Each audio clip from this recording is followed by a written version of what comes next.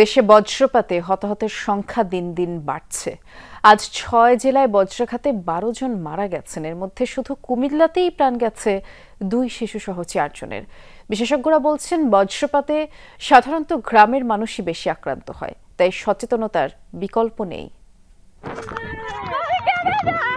কুমিল্লার বরুড়া উপজেলার পয়ালগুচ্ছ গ্রামে ফসলি জমিতে ঘুড়ি উড়াচ্ছিল ফরহাদ, সাইমন সহ কয়েকজন। হঠাৎই শুরু হয় বজ্রসহ বৃষ্টি। নিরাপদ আশ্রয়ে পৌঁছানোর আগেই বজ্রাঘাতে গুরুতর আহত হয় ৩ শিশু।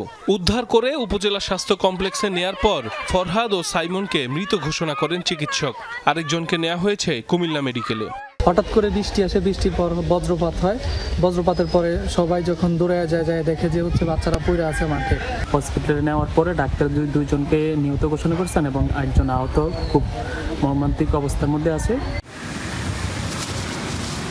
এর আগে জেলার মুরাদনগরের কোরবানপুর গ্রামে মাঠে কাজ করার সময় বজ্রপাতে ঘটনাস্থলেই মারা যান নিখিল দেবনাথ ও পাশের দেওরা গ্রামের জুয়েল ভুইয়া নামের 2 কৃষক।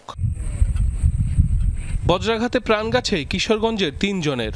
অষ্টগ্রাম উপজেলার কলমা ইউনিয়ন ও খয়েরপুর আবদুল্লাপুর ইউনিয়নে ধান কাটছিলেন 2 কৃষক। এ সময় বজ্রপাতে মৃত্যু হয় তাদের।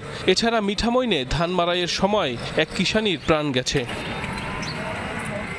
এদিকে সুনামগঞ্জ শাল্লার বুড়িগাঙ্গাল হাওরে গরুকে ঘাস খাওয়াতে যান রিমন তালুকদার নামের একজন। বজ্রপাতে মুহূর্তেই প্রাণ যায় ডিগ্রি 2য় বর্ষের এই শিক্ষার্থীর।